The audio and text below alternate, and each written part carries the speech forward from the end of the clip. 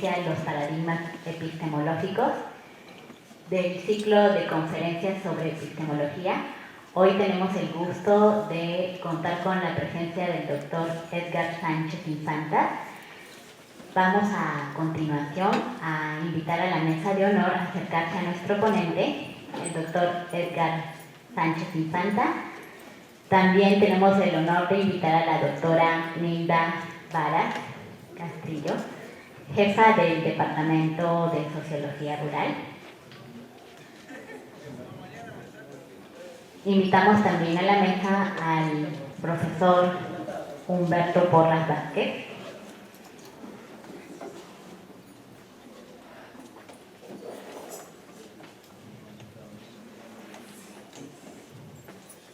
Y en este momento damos inicio a la conferencia Los paradigmas epistemológicos. Cedemos la palabra al profesor Humberto Porras.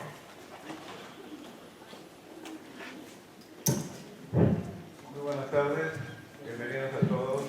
Esta es la segunda sesión de un proyecto que la profesora y el que les habla habíamos planeado a principio de año. Se llevó la primera conferencia sobre Bunge. Si han leído los periódicos este domingo, ha salido un artículo sobre Bunge en el Comercio. Si fuera en otros, la profesora Nilda Varas me dijo que habían salido en España también 2 artículos sobre Bunge. Independientemente de lo que uno pueda aceptar o discrepar de los filósofos, lo importante es conocerlos. Nosotros hicimos este ciclo de conferencias con la intención de abrir un espacio para discutir una serie de temas referidos a lo que es ciencia. En esta universidad parece haber una confusión entre ciencia y tecnología. Y a las humanidades simplemente nos dicen que somos de otra área y somos de letras.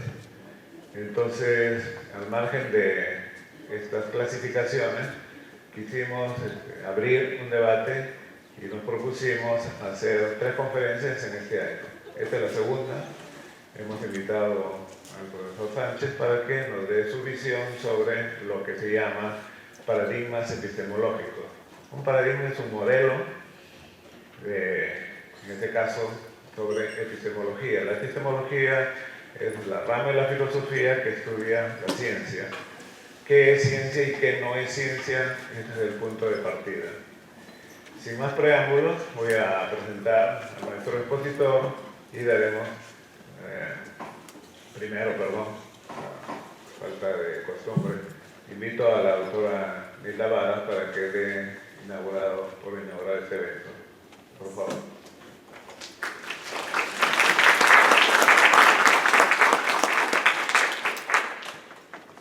Gracias, Humberto. Buenas tardes a todos los presentes, a Edgar, a los organizadores de este evento. Yo creo que para la universidad, hoy, en medio de todo el barullo que hay afuera, es una fiesta. ¿Por qué? Porque estamos en este momento conversando, profesores de diferentes carreras, con diferentes enfoques.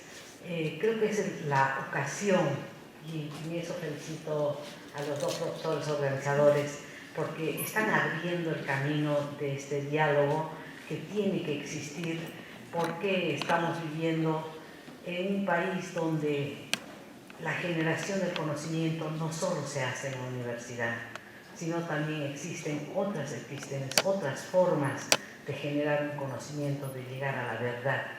Creo que sobre esas cosas nos va a hablar también el profesor que hoy va a dar la conferencia, mi querido amigo Edgar Sánchez. Espero que esta es la segunda vez que nos encontramos, seguramente habrá una tercera y en el próximo año, con el entusiasmo que caracteriza a Margaret y a Humberto, seguramente vamos a convocarlos nuevamente para otras conferencias. El tema es un tema básico, fundamental para la Universidad Agraria La Molina, un lugar donde en el Perú se considera, se hace ciencia, se genera conocimiento, en un momento en que estamos en la sociedad cambiando fundamentalmente, donde la tecnología cambia de una manera que ya la agricultura que vamos a hacer, la ganadería, la forestería, etcétera, va a cambiar enormemente por los grandes avances y transformaciones tecnológicas. Pero eso significa no solamente el que nos vayamos preparando para ello, sino que estemos pensando cómo vamos a generar ese conocimiento, y en mi caso particular yo pienso, ¿y a quiénes vamos a ser beneficiarios de esos conocimientos y de esa tecnología? ¿En qué medida vamos a reducir las profundas desigualdades que hay en nuestro país? Con estas palabras doy por inaugurado este importante evento y bueno, espero que sea muy importante para ustedes. Gracias.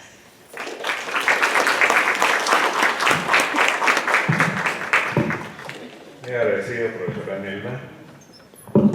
Sin más preámbulos, hago la presentación de nuestro expositor. El doctor Ergan Sánchez Infantas es biólogo de la Universidad Agraria de La Molina, doctor en biología en el Departamento de Ecología de la Universidad Complutense de Madrid. Dentro de la biología, sus preocupaciones están relacionadas a la ecología de las poblaciones y de los ecosistemas.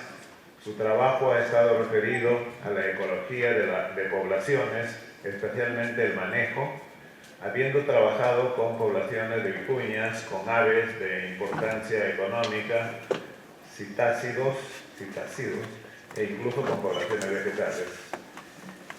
Sin más preámbulos, le damos la bienvenida, lo invitamos a los señores profesores que están en la mesa, los invitamos al frente para poder escuchar. Tiene 50 minutos, señor doctor.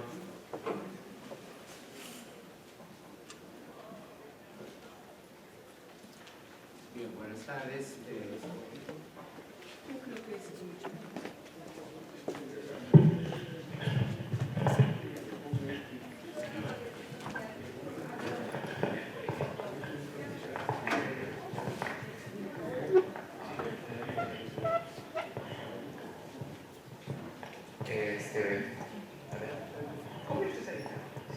Bueno, buenas tardes. Gracias en principio a la invitación. Sí, pues como ya se dijo, resulta a veces un lujo que en una universidad que es básicamente definida como universidad técnica haya espacio, haya tiempo para ponerse a discutir cosas que pueden ser más básicas, entre comillas, aunque eso de básico y aplicado a veces tiene trampa, ¿no? Ponerse a discutir sobre las posibilidades y las limitaciones, habrá que resaltar, del proceso de generar conocimiento, ¿no?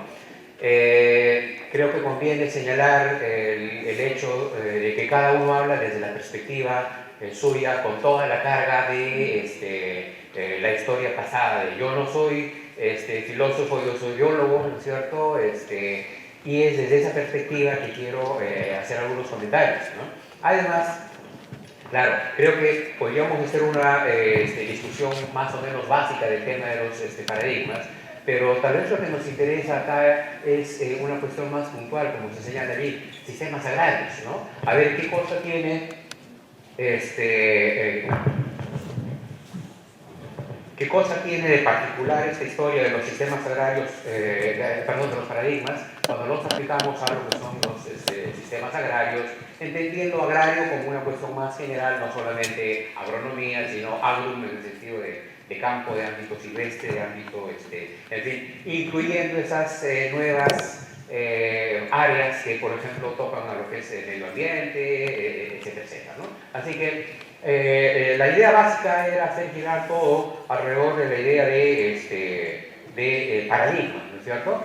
El punto es que eso nos lleva a unas cuestiones un poco más generales. Y quiero comenzar diciendo algo sobre el bendito método. Y esto porque resulta que cuando se habla de investigación, creo que hay una excesiva, un excesivo interés o una excesiva confianza en que todo es simplemente cuestión de seguir un método.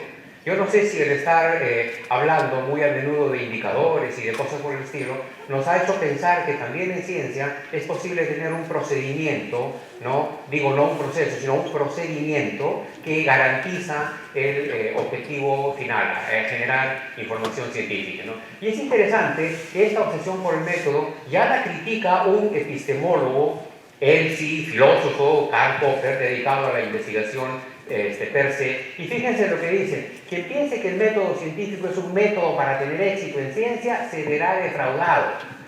Y creo que eso resulta interesante de señalar, porque como lo suelo decir en muchos cursos, resulta que cada curso de ciencias básicas, sea física, química, biología, que se comienzan, se suele comenzar hablando del método, como si el método fuese la receta que garantiza que vamos a estar obteniendo un resultado. Más todavía, dice: quien piense que el método científico o el método científico, subrayado de Popper, es un modo de justificar los resultados científicos, también se verá defraudado. Un resultado científico no se puede justificar, sino tan solo criticar y contrastar. Creo que sería bueno que esto lo tuviésemos presente. Por ejemplo, cuando hacemos un proyecto de investigación y pareceríamos creer que, escrito el proyecto, lo único que tengo que hacer es seguir a pie juntillas todo lo que se ha dicho allí y se acabó el asunto. Tengo garantizado el éxito. Popper nos dice: no, así no es. ¿Ok? Primera historia. Dicho sea de paso, resulta interesante que normalmente se escriben los métodos después de que se ha terminado una investigación y se inventa palabras de Capra, palabras de Stiglitz, se inventa una relación, un procedimiento más o menos sencillo, más o menos directo, y por ejemplo se omiten todo lo que son salidas en falso. Ese sesgo del llamado falso positivo, ¿no? El falso negativo o el falso, depende de dónde se lea. Quiero decir, nadie publica las fallas que tiene, los resultados que no se condicen con lo que uno esperaba en principio, ¿no? Así que lo del método, en fin, hay más todavía, porque dice Popper que tengamos lo más claro posible cuál es nuestro problema y observar de qué modo cambia. Dice: tener lo más claro posible cuáles son las diversas teorías que aceptáis, y fíjense, esto es lapidario, y tener presente que todos aceptamos teorías inconscientemente. Estamos aceptando una serie de supuestos inconscientemente. Dice: o los damos por supuestos a pesar de que la mayoría de ellos son falsas, casi con certeza. ¿Por qué las aplicamos? ¿Por qué las asumimos? ¿Por qué las usamos como referentes entonces? Eso no nos suelen decir cada vez que nos hablan de método científico, ¿no? ¿Cuáles son los supuestos que están fundamentando el quehacer que estamos teniendo? En ese sentido, es interesante ver cómo Padrón, por ejemplo, dice: más que estar hablando de cursos de metodología de la investigación, lo que hay que hacer es tener algunos cursos de epistemología, en donde se discutan esas bases más conceptuales que definen luego, no uno, hay muchos métodos en buena medida. Vamos a seguir sobre eso. Insisto en el hecho de que estas son críticas que hace Popper desde la propia epistemología, ¿no? con toda la autoridad que tiene Popper en el documento de este libro, El conocimiento objetivo, ¿no? Muy bien, creo que vale la pena entonces hacer un poco una revisión de esos supuestos, de estas maneras de entender la generación de conocimiento que hemos estado teniendo. Y vamos a, de alguna manera, comenzar con esto, que es, como decía don Pedro Sotolongo, la cuestión epistémica fundamental de la edad moderna. Cuando nace la ciencia, en la modernidad, sale esto como supuesta aspiración, como supuesta meta, que es la idea del conocimiento objetivo. Tengo un objeto que hay que conocer y tengo una serie de sujetos que van a conocer este objeto. Sujeto 1 conoce a este objeto, sujeto 2, sujeto 3, en fin. La ilusión de la modernidad es que todos los sujetos ven exactamente lo mismo, que no hay diferencias entre sujetos al momento de percibir este objeto. De tal manera que el conocimiento no depende de los sujetos que perciben, sino solo del objeto que es percibido. ¿No es cierto? Esa es la idea del conocimiento objetivo. Un conocimiento, insisto, que depende solo del objeto que se conoce, ¿no? Los sujetos son prescindibles en la medida en que todos ven fundamentalmente lo mismo. No hay diferencias, pero ¿no hay diferencias? Fíjense que podríamos comenzar a hacer un inventario, y acá se han señalado solamente 4 fuentes de diferencias que atañen en diferente medida a esta importancia de los sujetos, ¿no? Una primera que tiene que ver con las diferencias entre los científicos y los no científicos. Y me estoy poniendo, por ejemplo, en el caso concreto de lo que son evaluaciones ambientales, en donde el equipo técnico, el equipo científico hace una evaluación con todas las tecnologías y todas las herramientas y todas las sofisticaciones que puede haber, ¿no?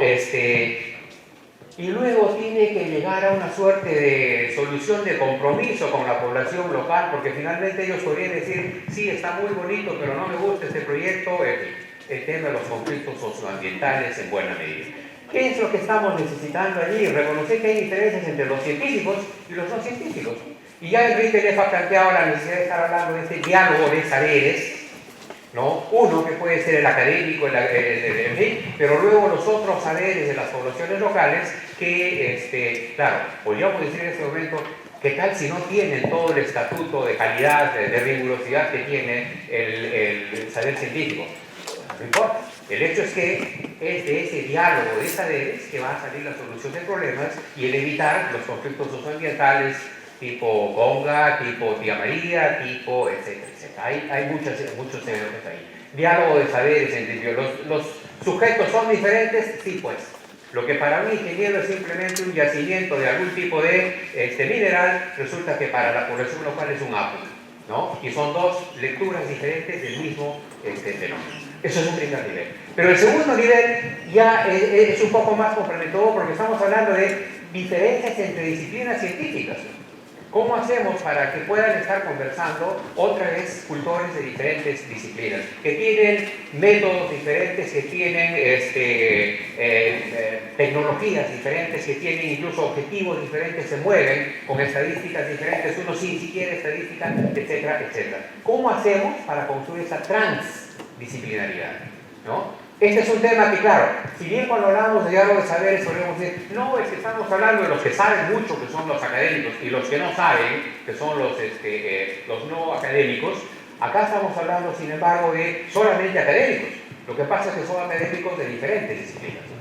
Y es célebre esa discusión o ese comentario mutuo entre la gente de ciencias sociales y la gente de ciencias naturales, ¿no? Acusándose mutuamente de ser simplones, porque dice el científico natural que simplón es este científico social que no sabe escribir ni una ecuación diferencial, ¿no? Y el científico social responde diciendo que simplón es este hombre que cree que la naturaleza se puede describir como una ecuación diferencial, ¿no? Entre simplones, el problema es que no se puede establecer un diálogo. Y entonces cada uno anda con lo suyo. Y aquí cuando hablamos de transdisciplinaridad estamos diciendo cómo integrar al elefante, nomás por hacer referencia a esa célebre imagen de un conjunto de ciegos intentando describir un elefante. Y cada uno cogiendo su pedacito de elefante. ¿No es cierto? Pasa que el que coge la cola va a creer que un elefante es una cuerda, ¿no? Y el que coge la trompa va a decir, no, es una manguera, ¿no? Y el que coge cada uno coge un pedacito de elefante y en realidad lo que está teniendo es una visión parcial. Lo que necesitamos es tener la capacidad de que, como lo dijo alguna vez un estudiante, que por lo menos haya un tuerto, ¿no? Entre los ciegos, para poder decir, no, mira, cuando esto se junta, resulta que emerge una imagen en donde resulta que las partes tienen lugares determinados y cada uno funciona de alguna manera. Lo mismo se dice aquí, o cómo hacer emerger al lomo saltado. Y estoy invocando un ejemplo que he citado muchas veces en clases, y es el hecho de que las formaciones disciplinarias, lo que normalmente hacen es formar a un disciplinario en carne, al otro disciplinario en cebollas, al tercero en papas y aquel otro en tomates, ¿no es cierto? Y lo que nadie le enseña a estos disciplinarios es que si juntan esos elementos en las proporciones pertinentes y en los momentos adecuados, de allí emerge, y resalto esa palabra, un lomo saltado excelente. Y creo que es más importante preocuparnos por el lomo saltado que no por las partes. El gran problema que tenemos en las formaciones, en la formación en general, es que es excesivamente disciplinaria y no podemos ver la emergencia de estos productos que son los que salen cuando todos los elementos que tienen que estar presentes lo están, ¿cierto? Y ese ya no es un problema, insisto, de academia contra el resto del mundo, es un problema dentro de la academia. Y ojo que no estoy hablando ni de pluri, ni de multi, ni de inter, que de alguna manera siguen estando todavía en el hecho de simplemente juntar elementos para llegar a eso que siempre se ha dicho, ¿no? El orden de los factores no altera el producto, ¿no? O como dicen en la Molina, dicen que esto se convierte en el orden de los factores no altera la cosecha, ¿no? Bueno, cuando hablamos de emergencia, ahí sí hay importancia del orden. Siempre les digo, en un lomo saltado primero se comienza con la carne y al final se pone el tomate, porque si se hace al revés, sale una tragedia, ¿no es cierto? O sea, cuando hablamos de emergencia, resulta que estamos obligados a ver todos los elementos simultáneamente, a ver qué va a estar pasando cuando estos elementos interaccionan, ¿no? Esta, si bien es cierto, esta de acá, podríamos decir, es una tarea que no incumbe solo a la academia, esta de acá sí nos incumbe a la academia en principio. Hay un tercer nivel que ya más específicamente trata de lo que se supone nos preocupa más puntualmente, el asunto de paradigma. Y si las diferencias que no permiten ver transdisciplinaridad ocupan a varias disciplinas, las diferencias ligadas a los paradigmas ya tienen que ver con una sola disciplina y las diferentes maneras de entender la realidad que tienen diferentes cultores de esa disciplina, ¿no? Por ejemplo, en la Molina esto se puede estar traduciendo en una diferencia, revolución verde o agroecología, ¿no? O si quieren, transgénicos sí, transgénicos no, por ejemplo. Son dos maneras de ver una misma realidad que usualmente están dentro de una sola disciplina. Aquí es que vamos a desarrollar un poco más la idea de paradigmas, ¿no es cierto? Y luego viene una que es, creo yo, la más trágica de todas, ¿no? Estas diferencias entre individuos, acá se ha puesto que adscriben al mismo paradigma, pero en realidad es una situación que afecta a todos los individuos en todos estos niveles, que es lo que se llama el problema de la incontrastabilidad de la referencia, que lo señala Willard Fried, epistemólogo también, cuando dice, ok, si yo quisiera saber que dos sujetos perciben lo mismo, la única posibilidad que yo tendría para demostrar empíricamente que eso es tal, es que yo me deba meter en los ojos de la otra persona, en los oídos de la otra persona, en los sentidos de la otra persona, para ver cómo percibe esta realidad, ¿no es cierto? Y eso no se puede hacer. Creo que esta incontrastabilidad de la referencia es la mejor manera de decir, aunque quisiéramos demostrar que estos sujetos no importan, no hay forma material de hacerlo. Y estas diferencias entonces atañen en realidad a todos estos otros niveles.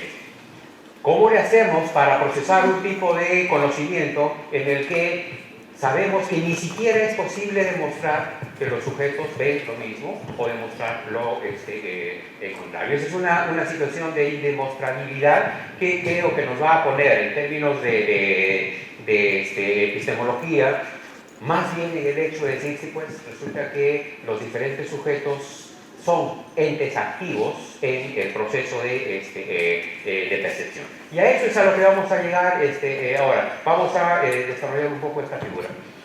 Una pregunta práctica que creo que es interesante y que de alguna manera, yo imagino que en diferente grado nos ha tocado a todos, ¿no? Los que de alguna manera en algún momento hemos hecho algo de investigación, resulta que nos encontramos con esta pregunta. Y le pasa al estudiante típicamente cuando está haciendo la tesis, ¿no es cierto? Los datos contradicen la teoría desde la que fue planteado el experimento. ¿Qué debo hacer?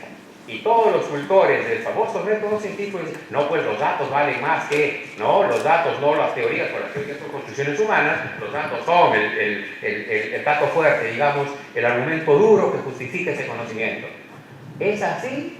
Lo siento, parece no ser así. Pero para llegar a eso, hagamos un poco una revisión de cómo se ha procesado ese tipo de historia, ese tipo de, digamos, argumentación que quiere justificar la verdad, comenzando en lo que es el positivismo lógico. No es que la cosa haya comenzado allí, sino que creo que es un buen punto de partida, porque de alguna manera varios de los rasgos de este positivismo lógico todavía subsisten y están exitosamente, no sé, son memes exitosos entre los investigadores ahora y pasan por ser definitorios de una buena calidad de investigación, etc. Vamos a ver esta figura.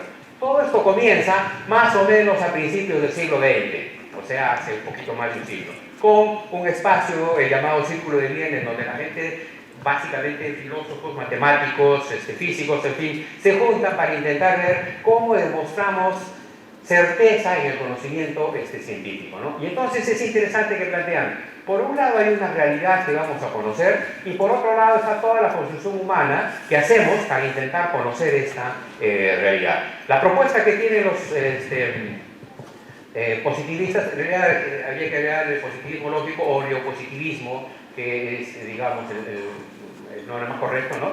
Parte de que cualquier teoría general que podamos, con la que podamos contar, en realidad está hecha de una serie de teorías particulares más acotadas, más específicas, y estas a su vez de teorías todavía de menor nivel. Hay una suerte de desagregación de lo que sería un planteamiento teórico general, ¿no es cierto? Y entonces yo voy desagregando teorías cada vez más particulares hasta que llegue un momento en que una de estas teorías más elementales puedo yo estar desagregándola en una serie de, les han llamado proposiciones observacionales, ¿no? Una proposición observacional va a ser una proposición, en lógica nos han enseñado lo que es eso, algo que afirma algo de una realidad, ¿no es cierto? Que se supone está en un formato que ya no se puede desagregar más. Es la manera, es el monómero, si quieren ustedes, que construye esta teoría y que está hecho en forma tan elemental que ya puedo yo aspirar a contrastarlo con esta realidad. Estas proposiciones observacionales vamos a contrastarlas con esta realidad. Acá el ejemplo que hemos puesto es el clásico que dice, por ejemplo, la proposición que dice P, la nieve es blanca, ¿no es cierto? Y entonces vamos a comparar esta proposición con la realidad. Esto es lo que es el núcleo del pensamiento neopositivista, en donde la verdad se demuestra por correspondencia con la realidad. Si las proposiciones dicen lo que la realidad puedo ver yo que me dice también, entonces la proposición va a ser demostrada en su verdad. ¿No es cierto? Ok, contrasto con esto. ¿Se corresponde con la realidad? Si la respuesta es sí, entonces el regreso hasta la teoría general es puramente, como se señala acá, un proceso de reconstrucción lógica, ¿no es cierto? Si yo ya demostré que esto es verdad, porque me dice lo que pasa en la realidad, toda esta reconstrucción es puramente un trabajo lógico. Y si hago bien la lógica, voy a llegar a teorías generales que realmente dicen lo que es la realidad, quiero decir, teorías verdaderas, ¿no es cierto? Esa es la figura. Claro, aquí queda la pregunta incómoda. ¿Y si no se corresponde con la verdad, qué pasa? Si P es falsa, ¿elimino la teoría? Ahí regresamos a la pregunta que habíamos dicho hace un momento, ¿no? Entonces, vamos a desarrollar esa figura, y la pregunta es, y esta la plantea Popper en su momento, ¿cuántas nieves se tiene que ver para demostrar la veracidad, es decir, la cualidad de ser verdadera de la proposición P, la nieve es blanca? Yo veo una nieve, veo 2, veo 10, veo 100, tendría que verlas todas, pero eso no se puede.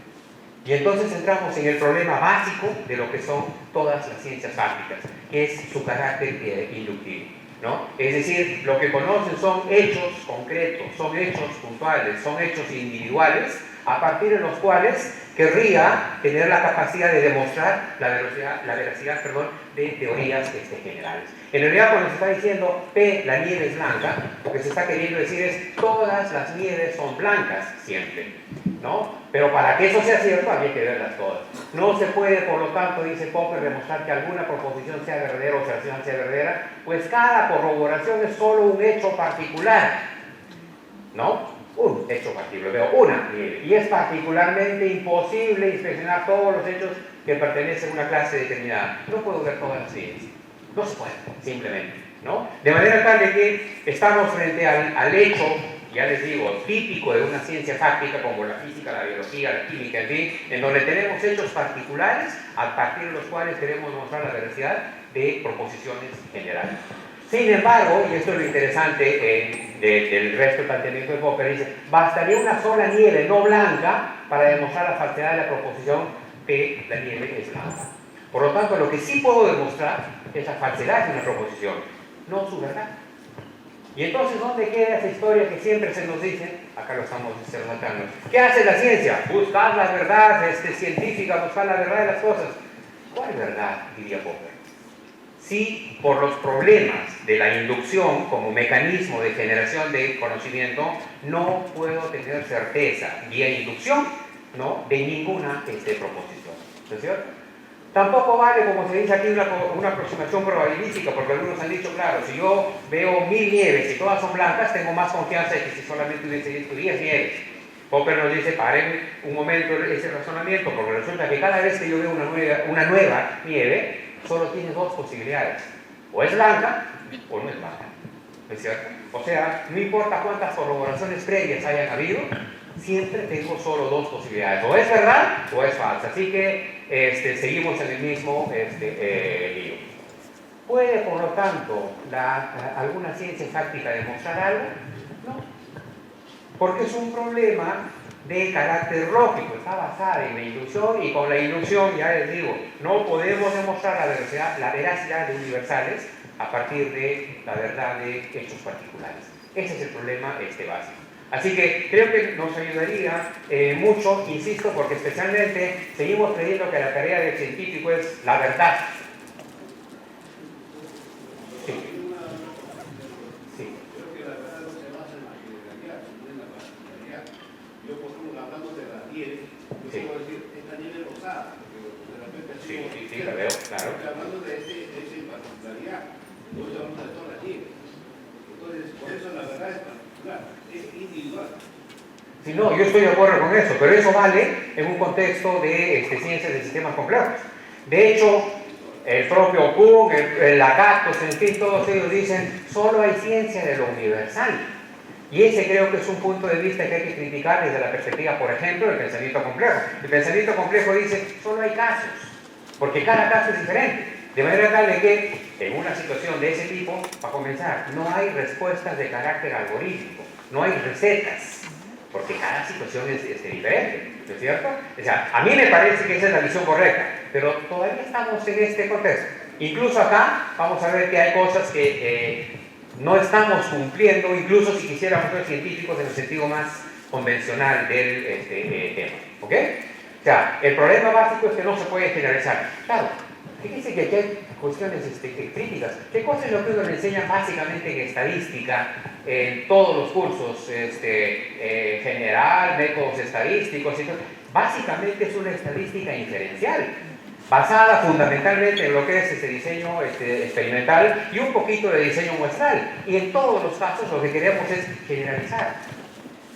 Si las ciencias prácticas no pueden generalizar, valdría la pena que en algún momento hubiese una discusión que justifique los presupuestos que tiene la estadística para usar estadística inferencial como herramienta para querer describir una realidad que no sería generalizable. En esta universidad, el único al que escuché alguna vez una discusión en ese sentido fue el ingeniero Sevilla, ¿no? Los demás no querían entrar en ese tipo de discusiones. Sí, Justamente las matemáticas nacen a base de la verdad, considerando la verdad como particularidades. Y esas particularidades hacen la generalidad, posiblemente a base de las verificaciones. Sí, pero es que hay un problema. Si no habría leído libertad de realización, no existía integral, no existía, todo eso nace de la verdad. Sí, pero no confundamos dos cosas. Pues una cosa es una ciencia axiomática como la matemática, que parte de axiomas que no discute nadie y que por lo tanto al usar no la inducción sino la deducción, porque la inducción matemática es otra cosa, no tiene que ver con, ¿no es cierto?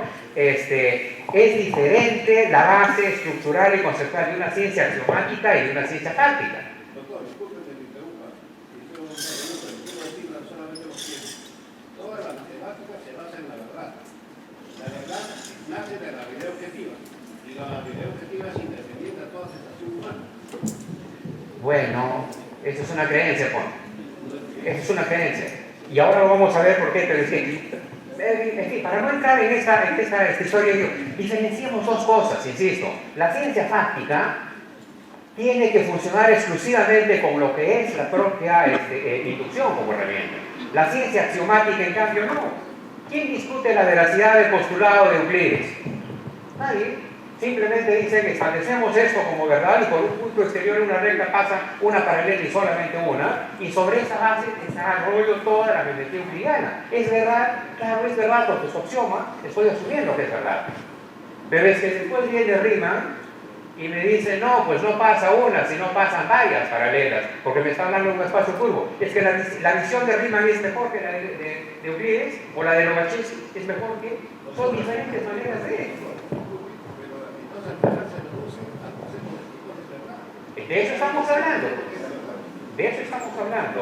Resulta interesante al respecto lo que dice el doctor Quiscoya, epistemólogo, en su libro que se llama justamente Epistemología. Tiene un capítulo, siempre lo digo, que dice, que se llama así, el uso decreciente del concepto de verdad en ciencia. Porque resulta, es una entelequia. Es una cosa que sí puede ser interesante que podamos conseguir, pero pasa que no se puede demostrar de manera tal de que mejor usaremos alguna otra categoría operacional que reemplace ese concepto de verdad. Y así es como ha funcionado. Si no, el falsacionismo popperiano no tendría el sentido que tiene. Y yo creo que cualquier científico que se respete, que ha leído a Popper, sabe que tiene razón y que la verdad, insisto, es algo que si existe no se puede demostrar. Doctor, disculpe, la última. Un ejemplo le voy a poner, el bosón de Higgs. Sí. Consideraban los físicos de que no tenía masa. Sí. Ahora se ha demostrado que tiene masa y decían incluso que era que daba masa a las partículas. Y eso es totalmente falso, porque eso me indicó que eso no es así. Sí, Ahorita recién está investigando cuál es la función de esas partículas. Sí. Pero ojo que no es que quisiera coartar su interés, profesor, pero le ruego dejar que termine la exposición y hay un tiempo para las preguntas, solamente por cuestión de orden. Muchas gracias.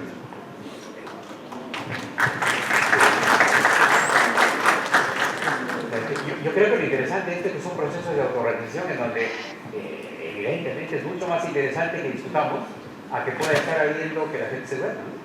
O sea, eso es lo que realmente interesa.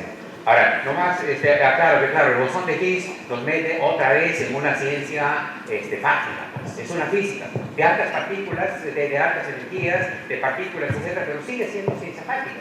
Y en ciencia fáctica, insisto, el único mecanismo que tenemos para conocer es la inducción.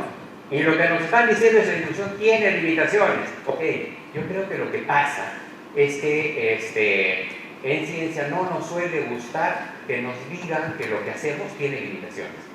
Creo que es parte de una creencia inaugurada de alguna manera con Bacon y su saber es poder, una ilusión de que el conocimiento científico puede resolverlo todo, ¿no es cierto? Lo siento, así no es, ¿no?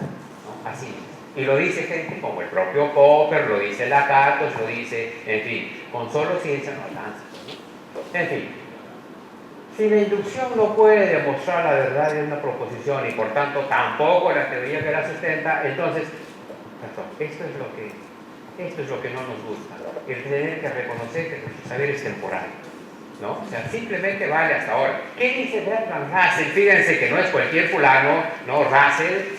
Simplemente podemos tener razonable confianza en que el mundo se siga comportando del modo como lo ha hecho hasta ahora. Razonable confianza, siempre digo, eso no es certeza.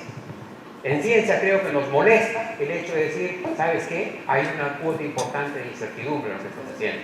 Claro, el gran problema es que la estadística nos ha enseñado que esa incertidumbre la podemos reducir hasta hacerla poco significativa. Alfa 0,05 y ya no es significativa y entonces siempre les digo, ¿no? Esa es una probabilidad asumida por pura convención en buena medida, ¿no? Y el ejemplo que siempre les pongo en clase, si estuviéramos fabricando paracaídas, una probabilidad de cometer errores de 5 de cada 100. Serían 5 saltos que terminan en accidente, ¿no? De cada 100 veces, y eso es demasiado.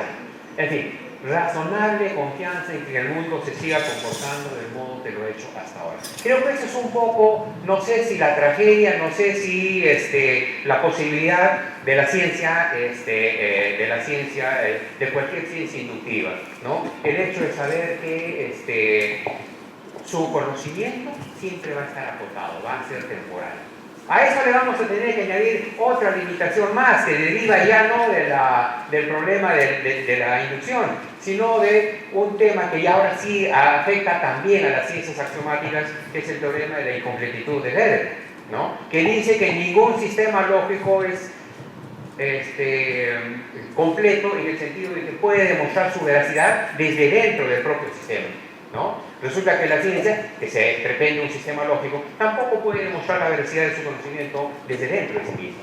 Necesita un referente que esté externo. Y eso afecta a todos los sistemas lógicos. Ahora bien, la pregunta que habíamos hecho al inicio, ¿no? ¿Qué sucede si encuentro un dato que no se corresponde con la realidad? ¿Basta un hecho anómalo para desechar una teoría? Hasta ahora diríamos que claro, porque la base empírica es lo que sustenta. Bueno, otra vez Popper, no sé qué, no salió como debería ser. El criterio de factibilidad de Popper es la solución del problema de demarcación entre ciencia y pseudociencia. Dice, me paso a una versión en PDF, ¿no?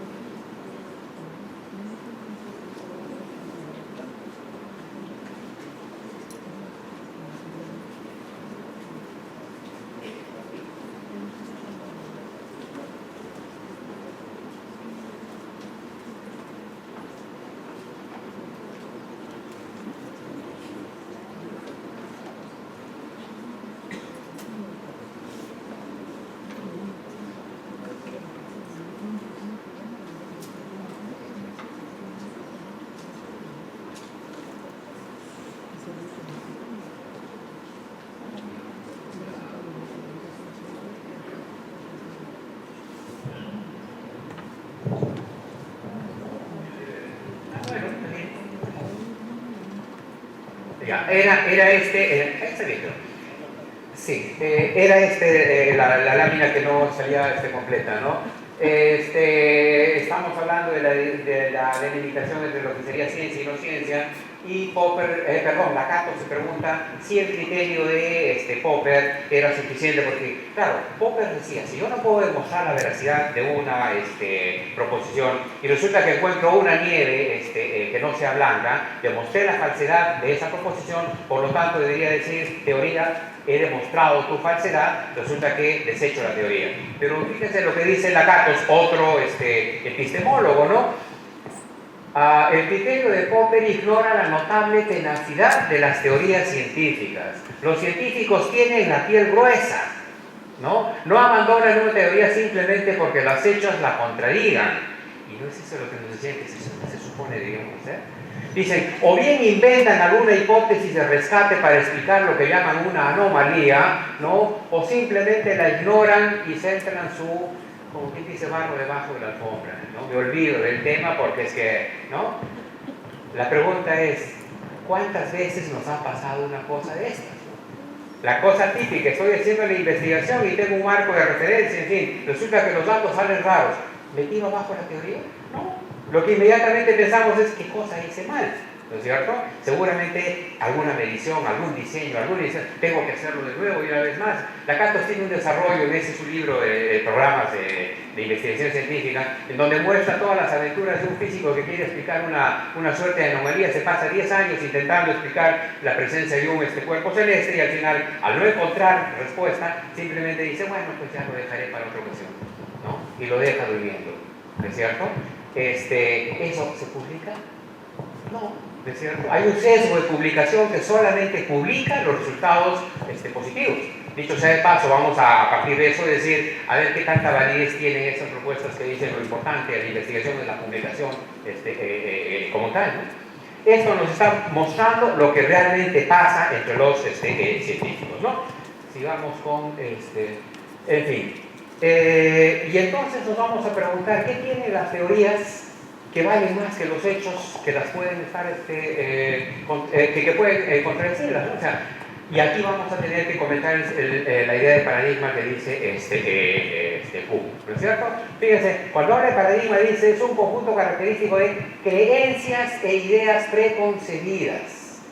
Una creencia se demuestra, una creencia, ¿cuál es la base empírica que uno tiene para demostrar que una creencia es verdadera? No hay base empírica, ¿no? Simplemente es una cosa que uno cree como un acto de fe. Y claro, pueden decir, no, pero el científico, bueno, pues veamos algunas de esas cosas. En ecología, que es el ámbito en el que, digamos, algo más he podido conocer, o sea, tenemos una serie de suposiciones, ¿no? Por ejemplo, la naturaleza está en equilibrio. Eso es parte del discurso oficial de todos los ambientalistas, ¿no? Al punto que se establece como criterio, hay que buscar y defender el equilibrio de la naturaleza. ¿Me puede demostrar que la naturaleza está en equilibrio? Es una creencia.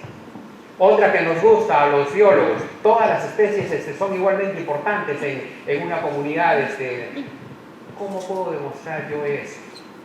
Más bien tengo argumentos que sugieren que no es esa la figura. Si yo tengo una extinción masiva que me desaparece 90% de las especies y la vida no desaparece, significa que ese 90% de especies que estaban allí eran de alguna manera prescindibles. ¿Servirían? No. ¿Será por eso que Paralel les llamaba bellas durmientes o objetos de arte?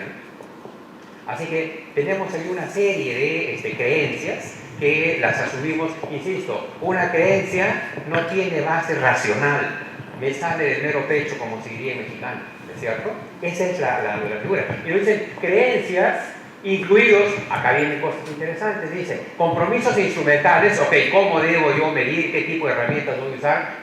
Compromisos teóricos, ¿no es cierto? Que claro, me dicen cuál es la base que estoy utilizando, pero también me dicen compromisos metafísicos. Por definición, la metafísica no la voy a yo demostrar de ninguna manera, pero me están diciendo cómo se supone que es el mundo. De manera tal de que cuando hablamos de un grupo de científicos haciendo su trabajo, hay estos compromisos instrumentales, teóricos, metafísicos que me dicen cómo es el mundo y cómo debo operar sobre él para conocerlo, para transformarlo, para lo que sea. Y la segunda cosa que es interesante del planteamiento de Kuhn, lo de paradigmas no va solo, sino que un paradigma, dice, es lo que comparte una comunidad científica. Y ese es un tema que creo que es otra cuestión interesante. Seguimos, creo yo, en nuestro medio trabajando mucho con la idea del científico como un aventurero que solito se dirige a no armamos eso que puede ser escuela o algo que se le parezca, ¿no? Creo que no hacemos un trabajo específico dirigido a ese tipo de historias, ¿no? Necesitamos reconocer que hay una comunidad científica, que otra manera de decirlo es la idea de estar hablando de una escuela en buena medida. Cuando Kuhn habla de estas historias, dice que las ciencias cuando están en su prehistoria suelen no tener escuelas, suelen trabajar de forma cada cual por su lado, ¿es cierto? Y claro, el gran problema está en que eso, dice, representa una situación de prehistoria porque no permite avanzar en la medida en que todo el mundo dispara cada cual para su lado. Es mucho más fácil y mucho más productivo que esa gente se junte alrededor de ciertas imágenes del mundo, ciertas cosmovisiones, ciertos preconceptos metafísicos y diga, bueno, vamos a suponer que esto es así y vamos a buscar ahora evidencia empírica que se derive de esta concepción que estamos teniendo, ¿no?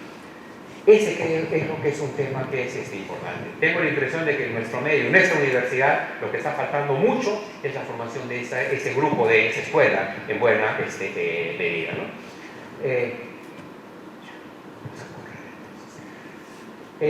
Ahora, ¿cómo entender conocimiento? Acá simplemente vamos a avanzar un poco más pronto. Lo que dice Paul Siliers, por ejemplo, hablando de conocimiento, creo que vale la pena resaltar algo que es conocimiento, dice, es lo que tiene significado.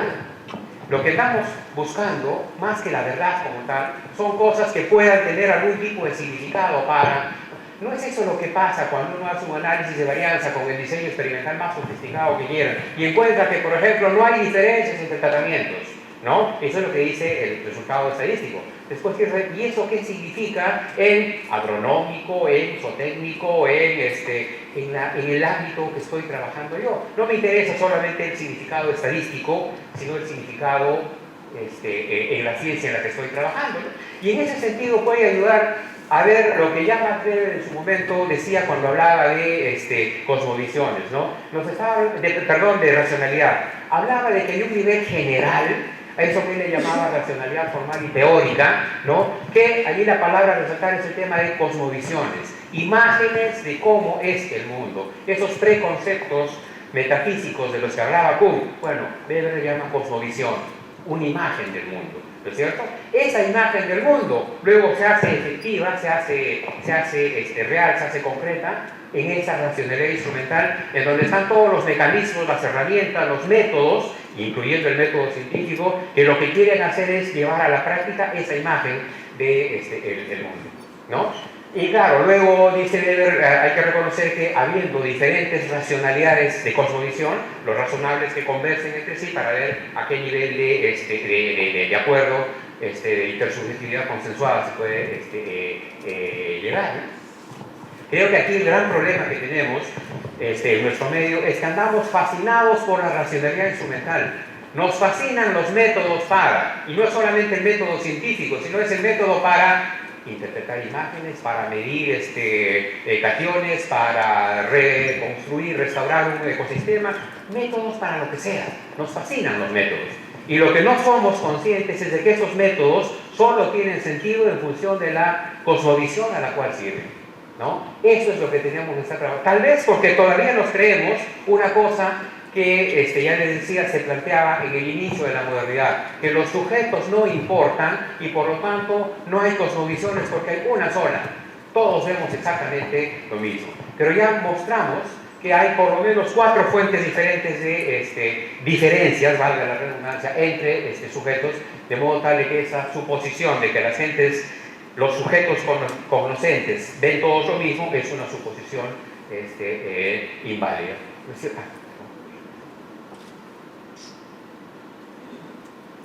Un ejemplo que siempre viene a cuento. Cuando Darwin iba a formular la teoría de la evolución, no le bastaban solamente los datos. Los datos los obtuvo con el viaje de Beagle. Pero resulta que para que se formulase la teoría como tal, tuvieron que pasar 14 años en los que construyó una cosmovisión, tomando como insumo lo que decía Adam Smith en su programa Progreso de las Naciones, lo que decía Thomas Malthus en relación a la competencia como tema universal, y lo que decía Comte, como hablando del tema de lo que se llama el programa posicionista, como un típico ejemplo de propuesta positivista. Eso fue lo que le tomó a si los datos fueran suficientes, resulta que no hubiese tenido que esperar los 14 años, su buena cuenta, ¿no es cierto?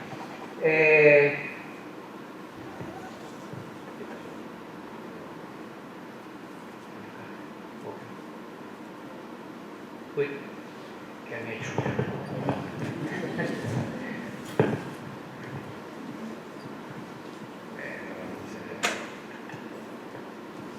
Bueno, vamos a saltar algunas cosas.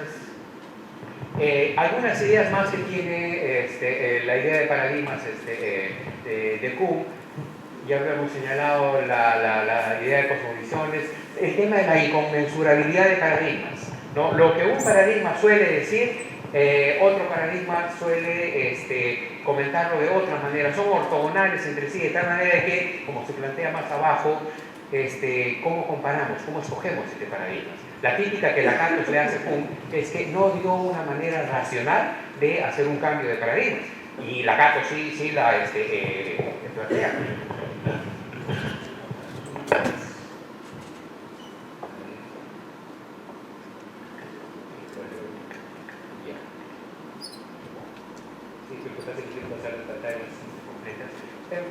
Vamos pasando, hay un momentito acá, solamente para ir resolviendo el tema. Resulta que Lacantus dice, si Kuhn habló de paradigmas, genial, él está de acuerdo en el tema de que hay cosas que son preconceptos que se asumen de forma básica. Cuando Lacantus habla de los programas de investigación científica, lo que está diciendo es básicamente lo mismo. Habla de un núcleo duro de teorías que está protegido por un cinturón, dice él, de teorías auxiliares que no tienen la necesidad de ser contrastadas con la realidad. Incluso establecen lo que se llama la heurística negativa. Quiero decir, esas reglas que prohíben que ciertas que las partes que se corresponden con este núcleo duro se contrasten con la realidad. ¿Por qué? Porque saben que podría ser que la realidad diga que así no funcione. Y si se cae el núcleo duro, se cae todo el programa, ¿no? Entonces, ahí hay un tema central. Solamente la periferia es lo que finalmente se contrasta. Pero lo más interesante es que para que un programa sea escogido frente a otro, debe tener exceso de contenido empírico. En resumen, debe explicar más que. Sí, la siguiente, por favor. Ahí está, esto de acá. Ahora, para llevarlo al nivel ya de gestión de recursos, ¿no? En este momento, ¿hay o no hay paradigmas en? ¿No? En realidad los hay de diferentes maneras. Permítanme simplemente señalar dos que parecen ser centrales en lo que es gestión de recursos naturales y que en esta universidad serían pertinentes. El que se llama el manejo de recursos que se basa en estados estacionarios, ¿no? Que ese es más o menos el esquema que se privilegia en la universidad. Inconscientemente, creo yo, la mayoría de veces, pero así es como funciona. Y un paradigma alternativo que es este que está hablando de resiliencia, ¿no? Y hay cosas que, como decía Kuhn, son ortogonales. Allá, por ejemplo, se maneja un solo recurso, acá se manejan propiedades fundamentales de un sistema. Aquí se evitan las perturbaciones naturales y se reduce la variabilidad. Acá se fomenta la variabilidad y se fomentan las perturbaciones que mantienen la dinámica de los sistemas. Para decirlo simplemente de manera general, cuando yo gestiono impactos ahora en un EIA, estoy trabajando con esa lógica, porque nuestro ordenamiento legal funciona así. Los impactos hay que evitarlos, porque los cambios son malos, entre comillas. Si yo lo gestiono desde esta perspectiva, habría que preguntarse, el cambio de por sí no es malo. Habría que preguntarse si finalmente mejora o no las condiciones del propio sistema. Esto da para trabajar mucho más, pero me gustaría analizarlo en la última, creo que va a ser la siguiente. Esto de acá, en la agricultura, dos temas centrales que creo que nos atañen. Digamos, el paradigma que tiene que ver con agroexportación y el paradigma que tiene que ver con agroecología, por exagerar un poco las diferencias. ¿Son inconmensurables o no? Recordemos que según la CATOS, el programa de investigación que deberíamos escoger es aquel que permite ver y por lo tanto gestionar un trozo más grande de la realidad. Ese es el programa que tiene un exceso de contenido empírico. La siguiente, y terminamos con esta, ¿no? Planteamos ese tema del exceso de contenido empírico con esta pregunta. ¿Una agricultura destinada a la exportación puede darnos de comer? Yo no sé si podríamos alimentarnos a punta de tomates, de espárragos y de páprica, que es lo que se suele, ¿no es cierto? Pero la otra pregunta, ¿una agricultura destinada a alimentarnos puede generar excedentes que se pueden exportar? Y claro, si primero hacemos primum comere, se pueden generar excedentes y podemos tener, quiero decir, la agroecología, que está destinada a satisfacer la exigencia del alimento de las personas, parece tener exceso de contenido empírico porque puede alimentarnos y además puede generar excedentes para ser exportados. Probablemente bajo la lógica de economía de specialties y no de commodities como se quiere hacer ahora. En cambio, una agricultura de solamente exportación, lo único que puede hacer es exportar. Porque, insisto, con esos productos que se generan para exportación, no podríamos alimentarnos. Seguridad alimentaria, que es, según parece, lo que es la exigencia, el mandato, el imperativo de sobrevivencia, se puede hacer con agroecología, no con agroexportación. Pregunta, ¿eso se ha discutido en esta universidad? ¿Eso se promueve en esta universidad? Me temo que no. Así que, como se dice aquí, vamos a parar aquí simplemente, ¿no? Para poder responder a este tipo de problemas, creo que necesitamos reconocer todo este trámite que ha seguido el proceso de evolución de la epistemología y al mismo tiempo reconocer que necesitamos, como dice Levin, al menos un insumo político y un insumo ético para entender esa naturaleza y para gestionarla. En fin, esto simplemente para invitar a la reflexión de ustedes. Gracias.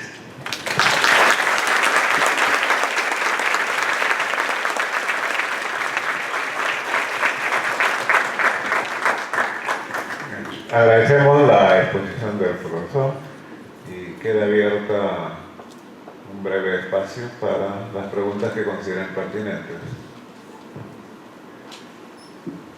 Bueno, no tenemos micro. ¿De ahí?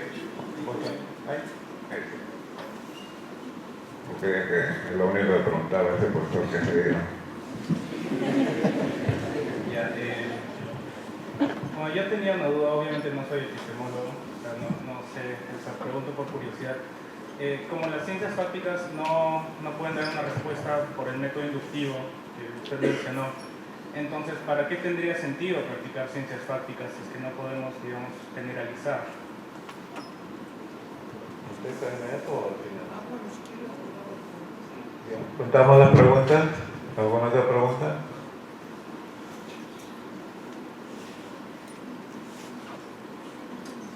Yo puedo hacer una solamente ahí. ¿El método científico o es una abstracción? ¿O hay varios métodos científicos? Y a veces en la formulación de lo que es el método se confunde método con técnica. Pues primero, muchas gracias por la exposición. Yo quisiera hacer una pregunta. Actualmente se conoce el principio de incertidumbre, ¿no? Donde indica que no podemos saber ni la velocidad ni la posición real de nada, ¿no? Entonces, eso no sé, y es basado en la física cuántica, ¿no? Entonces, yo quisiera saber usted qué piensa de eso, porque eso es lo que usted acaba de decir, ¿no? O sea, no puede, en realidad, si las partículas mínimas sabemos dónde están o cuál es su velocidad, pues no sabemos nada del universo, ¿no? O sea, no podemos saber nada específicamente, ¿no? Empezar nada más. ¿Alguna otra pregunta? Acá. Aquí.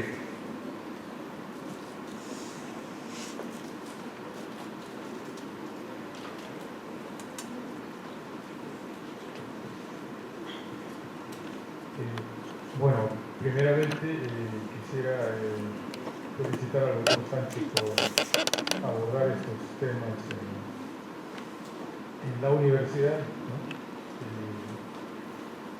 En general en el país tenemos un problema que hemos construido las carreras como túneles, ¿no? Sin canales de comunicación. Y dado que en estos momentos, por ejemplo, en la universidad se está incorporando como algo obligatorio la tesina, las tesis, ¿no? Para el título, y las tesis a nivel de posgrado. Y nosotros normalmente confundimos métodos con metodología, ¿no? La pregunta que deseo hacerle, ¿no? Mirando ya la problemática en la universidad, es si, sin tocar estos temas, ¿no? Que muchas veces se desacreditan como filosóficos, ¿no? Tenemos alguna posibilidad de enfrentar problemas complejos, ¿no? Que es lo que tenemos actualmente, ¿no? Sí, acá, por favor.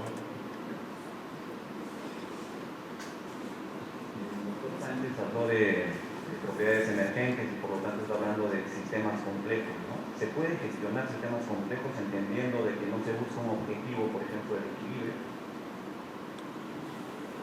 ¿Alguna otra pregunta? ¿O cree que el tiempo ya no alcanza? Una última pregunta, si hubiera.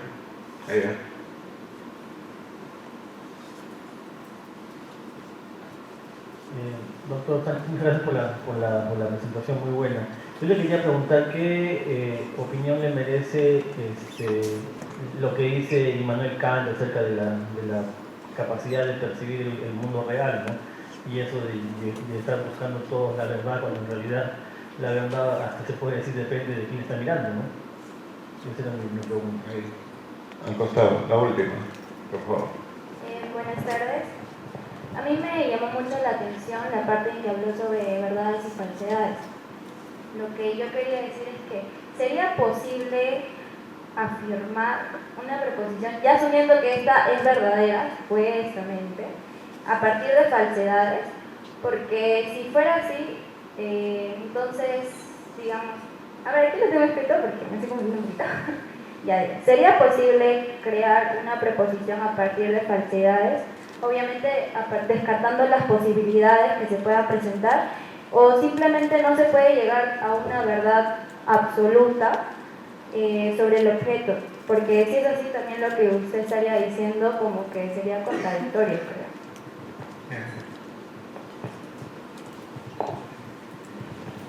Bien, gracias por el interés y claro, yo creo que más o menos andan relacionadas las preguntas, ¿no?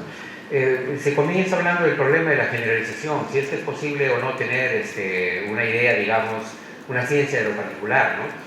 Lo que estamos mostrando en buena cuenta, hasta Kuhn, hasta Lakatos, en fin, es el desarrollo de la epistemología, pero en el ámbito de lo que más clásicamente todavía se sigue llamando una ciencia que tiene una base, una inspiración física más convencional. Quiero decir, a eso hay que añadirle todavía toda la historia de sistemas complejos que sale en la segunda mitad del siglo pasado, después de la Segunda Guerra Mundial, con la aparición de cosas como la cibernética, la teoría de la información, todo ese tipo de consideraciones, ¿no?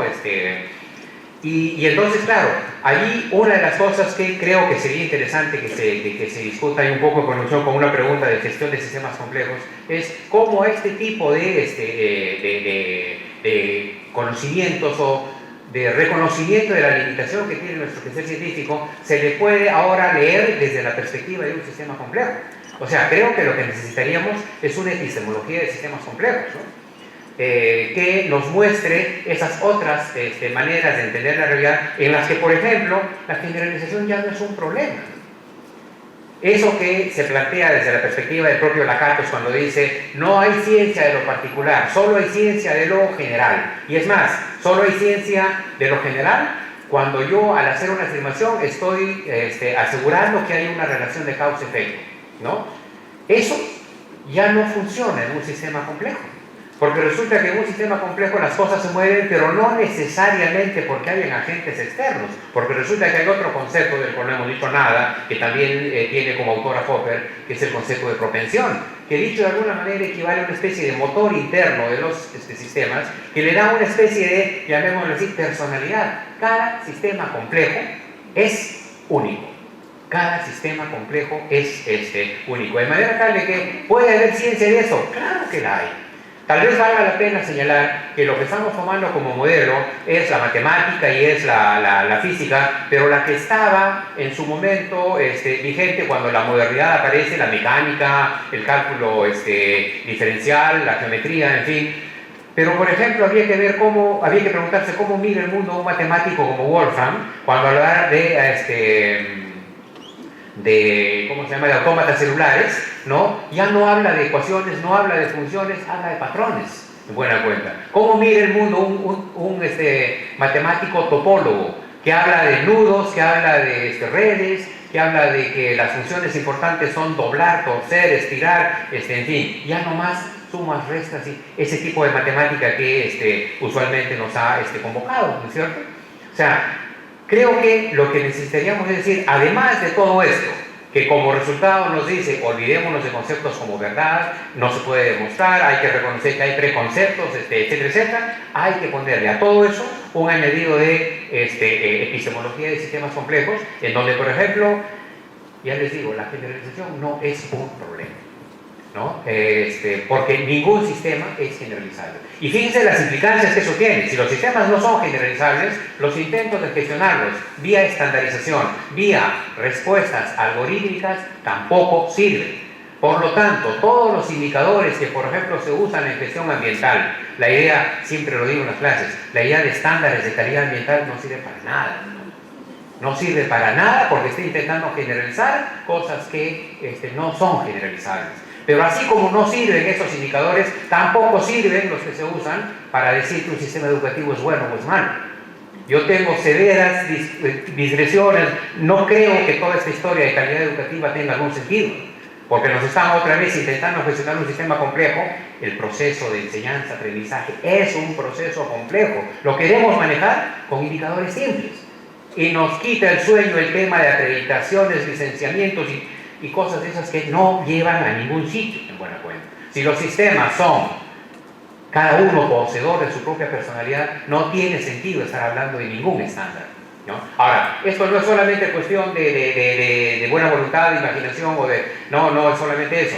Es posible demostrar que el carácter complejo deriva de cosas muy fácilmente identificables, procesos no lineales, procesos demorados en sus respuestas, esquemas de retroalimentación complejas, ¿no? Procesos en donde además no solamente está metida una cuantificación que cree que las variables de intervalo o las de razón son las únicas que importan, también trabaja con variables nominales o también trabaja con cosas que son patrones, ya no ecuaciones. Todo eso entra en un sistema complejo. Con ese tipo de historias deberíamos estar trabajando para gestionar, ya les digo, el medio ambiente, la educación. Ahora, creo que es interesante señalar cómo gestionar un sistema complejo. Les digo, ¿cómo gestiona uno su matrimonio? ¿Acaso ese no es un sistema complejo? ¿No es cierto? ¿Y no hacemos acaso el mejor esfuerzo porque la cosa funcione? Y muchas veces funciona, ¿no es cierto? ¿Cómo gestiona uno su carrera? ¿No es acaso es un sistema complejo? Y funciona, con altibajos, ciertamente, pero funciona, ¿no es cierto? Entonces, la gran pregunta es, ¿por qué la academia, en su intento de establecer niveles de rigurosidad o cosas ¿no? termina por disociarnos de lo que es la propia vida real, que por definición exige respuestas complejas? Como decía don Oscar Blanco, ¿acaso han visto ustedes un campesino que es especialista solamente en suelos, o solamente en fitopatología, o solamente... No. Y podríamos decir, haciendo una analogía, ¿acaso han visto ustedes una madre de familia o un padre de familia que solo sepa de nutrición o que solo sepa de educación? Tiene que saber de todo un poco, ¿no es cierto? Ilya Prigogine dice, la paradoja de esta ciencia moderna es que nos ha dado una explicación del mundo, pero el precio que pagamos por eso es que en esa explicación no tenemos lugar nosotros, ¿no? Soberana tontería que la que hemos hecho. Él habla todavía, vagamos como judíos errantes en ese mar de explicaciones del mundo que hemos construido. Y lo decía Prigogine en 1960 y algo, ¿no es cierto? Ese creo que es un tema que es crítico. Ahora, tal vez lo interesante de estas y de la preocupación por el tema del principio de incertidumbre, claro, esa es otra cosa que no estamos discutiendo todavía, ¿no? ¿Cómo cobran realidad los sistemas en la física cuántica? ¿No? ¿Cómo cobra realidad una partícula? Cuando colapsa su función de onda. ¿Y cómo colapsa la función de onda? Cuando hay un observador que la observa. Qué interesante, ¿no? Los observadores no solamente como registradores de la realidad, sino como creadores de la realidad, ¿no? Claro, siempre podemos decir, no, pues eso funciona en el pequeño mundo. Y claro, la relatividad, sí, pero eso funciona en el mundo muy grande. Ok, prestemos atención a la termodinámica de procesos irreversibles, que esa funciona en el mesomundo, en que estamos viviendo todos los días, ¿no es cierto? Y allí hay versiones de ese principio de incertidumbre que tal vez lo más, no sé, lo que menos nos gusta es que nos muestra las limitaciones que tiene nuestro conocimiento. Ese tema creo que es crítico, ¿no? Pierre Grasset decía, el hombre se cree un dios en miniatura, y en el último capítulo de su libro dice, el pequeño dios está enfermo, ¿no? Y está enfermo de vanidad porque cree que puede hacer, puede construir el mundo y lo puede, en fin, ¿no? Ese reconocimiento de las limitaciones creo que es crítico. Y lo es porque no hubo tiempo para mostrarle la última parte, porque ¿saben lo que dice esto que se ha dado a llamar epistemología naturalizada? Simplemente decir, es que como la filosofía no puede prestar validez con certeza al conocimiento científico, resulta que la filosofía no sirve, ¿no? Y entonces hagamos una redefinición de la epistemología, ya no como filosofía de la ciencia, sino como ciencia de la ciencia, ¿no? ¿Y por qué? Porque resulta que mientras los filósofos andaban preocupados en falsacionismo y en verdades y en ese tipo de historias, resulta que la ciencia era exitosa y fíjense ustedes la cantidad de publicaciones que se tienen. Ese se toma como criterio de éxito de la ciencia. Eso es lo que se llama epistemología naturalizada, que no me dejarán mentir. Tengo la impresión que es la que se alimenta desde CONCITEC, desde las instancias de funcionamiento, incluidas las de su universidad, ¿no es cierto? Y por eso que todo el mundo quiere tener muchas publicaciones, porque además terminan metidos en el Regina y eso tiene su bonificación económica, una suerte de mercantilismo con tinte positivista además, ¿no?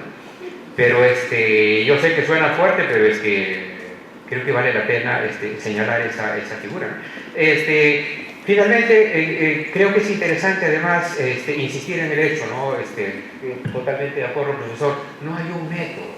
La verdad que no hubo tiempo para presentar, pero es que me gusta más la perspectiva que tiene Paul Feyerabend cuando escribe un libro que se llama Contra el método, ¿no? Para decirnos, sacudémonos un poco de esta visión automática que se nos enseña casi como receta, aplícala y va a funcionar las cosas. Feyerabend dice, cuando se investiga en la práctica, casi todo vale. Uno echa mano a todo, incluyendo intuiciones y suposiciones, etcétera, etcétera. Y luego logra construir una narrativa, un sentido, ¿no es cierto? Ese creo que es un tema central. Ahora, al hacerlo así, resulta que no solo usa eso que entre nosotros pasa por el único método, el bendito método experimental, no es la única manera de hacerlo. Creo que hay por lo menos 3 otras vertientes importantes de desarrollo epistémico, ¿no? Que yo tengo que agradecer a la evaluación ambiental, porque ahí uno se da cuenta que tiene que juntar información, igual la que viene muy dura de una imagen media satelital evaluada por un geógrafo, pero también la que viene del taller rural participativo de un sociólogo y las ideas de escalas de tiempo diferentes, epistemes diferentes, ¿no? De manera tal que lo que hay que reconocer es que en la vida real necesitamos un insumo no de un método, sino de muchos métodos. Y tal vez podría ser interesante reemplazar, ya les digo, esa idea de método como procedimiento, ¿no? Por un proceso que debe reconocer que primero debe definir cuál es la cosmovisión de la cual parte. Eso tiene que estar claro. Si lo hacemos así, creo que podemos tener respuestas más útiles. Y si salen respuestas inútiles, van a salir más pronto, ¿no? Con lo cual, si el falsacionismo popperiano tiene sentido, de eso también se trata. Si podemos demostrar la falsedad de nuestras proposiciones, gran cosa estamos haciendo también. Pero en fin, esto simplemente es para tener una serie de elementos que inviten a la reflexión. Yo creo que aquí el punto no es que nadie quiera demostrar que Lacan tenía razón o que Popper, en fin, tiene cosas que son muy sugerentes, que resuenan en uno y dice, sí, esto parece tener razón. A ver qué de esto estimula algún tipo de reflexión en ustedes. Gracias.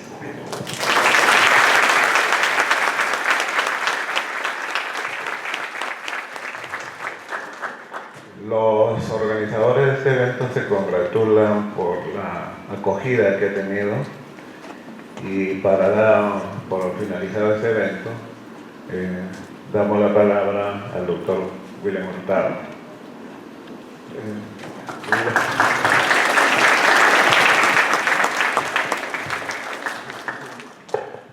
Aprovecho antes que hable el doctor William, comunicarles que, si dije al principio, este es un ciclo, la última conferencia, que será el 14 de noviembre, el título es La ciencia y la tecnología en el Perú, y será disertada por el doctor Modesto Montoya.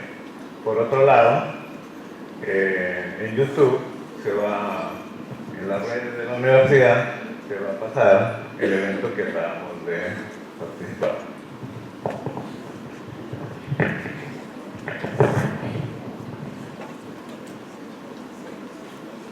Señor doctor Edgar Sánchez, colegas de la universidad, señores estudiantes, comparto el sentimiento de complacencia de los organizadores de estas charlas, porque creo que se ha cumplido con suficiencia el objetivo. Y en este caso quiero decirle al doctor Sánchez, más allá de que nos una una amistad y un respeto mutuo, la veracidad de un reconocimiento de lo que nos ha dicho. Tenía la esperanza de que, después de lo que usted ha dicho, cientos de manos se levantaran para cuestionar, que mis colegas de la universidad se ofendieran y se salieran del auditorio. Pero nada de esto ha ocurrido. Y más bien, como positivo, encuentro que evidentemente se ha despertado un interés. Y este es el otro objetivo de las reuniones como esta. El principal objetivo de haber organizado esto era que los molineros seamos capaces de reflexionar respecto al conocimiento, respecto a la ciencia, etc. Que fuéramos capaces de salir de una visión dogmática que tenemos de la ciencia, que fuéramos capaces de desligarnos de un tecnicismo por el cual nos conduce todos los ciclos nuestra universidad y que por lo tanto cierra toda posibilidad de entender que existen otras formas de hacer ciencia. Existen otros métodos para encontrar eso que hasta ahora vamos a llamar la verdad, que es igual a la ciencia. En la Molina el prototipo es, si no coincide con lo que nosotros planteamos, esto no es ciencia, ni es verdad, ni vale. Y los víctimas somos nosotros los que hemos organizado esto. Cuando nosotros hacemos investigaciones y sometemos nuestra investigación a la evaluación por pares o por las comisiones, simplemente me dicen, profesor, lo que usted ha hecho no es investigación, no tiene estadísticas, no tiene esto, no tiene lo otro. Es decir, la visión es absolutamente sesgada. Y no solo es sesgada, es absolutamente dogmática. Tengo que tributar el particular agradecimiento a Edgar por sacudirnos un poco de esto. Por decirnos que la visión técnica o cuasi científica que podemos manejar en la universidad, o el sesgo de hacer investigación sin tener respaldo de estudios de ella o de otras visiones, evidentemente nos tiene que mostrar otra conducta u otro comportamiento. Y este es el reto de los estudiantes. Los profesores ya están hechos bajo ese modelo. No hay modo de que les cambien, salvo, ¿no es cierto?, una palabra severa, una discusión crítica o polémicas aquí, donde como gallos de pelea podamos desangrarnos. Pero es el estudiante el que tiene la palabra. Es el estudiante quien tiene tanta autoridad como el rector en la asamblea universitaria. Que tiene tanta autoridad en el consejo y sin embargo lo dice. Y no dice, claro, porque la universidad no le da el otro alimento que estamos recibiendo con estas charlas. Creo que quedó corto el tiempo para hablar de paradigmas. Y es claro, cuando hablamos de ciencia, asumimos hay una ciencia, amparada en la física y el punto. Cuando hablamos de otros paradigmas, ya decimos, esto no es ciencia. ¿No han hecho ciencia los vivos?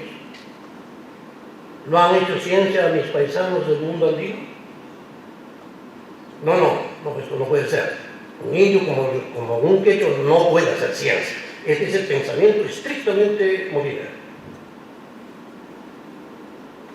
Estamos en condiciones de mostrarles que hay una epistemología andina, que hay una epistemología citiva, o por lo menos un conjunto de epistemes que son capaces de manejar un conjunto de conocimientos y por lo tanto sistematizados. Pero si esto no tiene escritura, no puede tener validez. Y entonces encontramos dos epistemas en conflicto, realidad y escritura. No, pero solo escrito. Entonces estamos llenos de dogmas. Y lo que me alegra en particular es que el doctor Sánchez haya empezado a quebrar nuestros dogmas. Ojalá tengamos el suficiente tiempo para quebrantar y astillar toda esa concepción dogmática. Lamentablemente perdemos en la universidad, como se ha dicho, espacios extraordinarios para poder conversar, para poder hablar, reflexionar, discutir sobre esto. La nuestra sigue siendo una universidad muda. La nuestra sigue siendo una universidad de la murmuración, pero no de la palabra clara. Y creo que esto hay que cambiar, ustedes tienen en sus manos el cambio. Señor doctor, Le tributo nuevamente mi homenaje y con esto agradezco a la concurrencia y a los profesores organizadores de un evento como este. Y les pido a su vez que podamos reprogramar muchas más charlas sobre esto. Muchas gracias.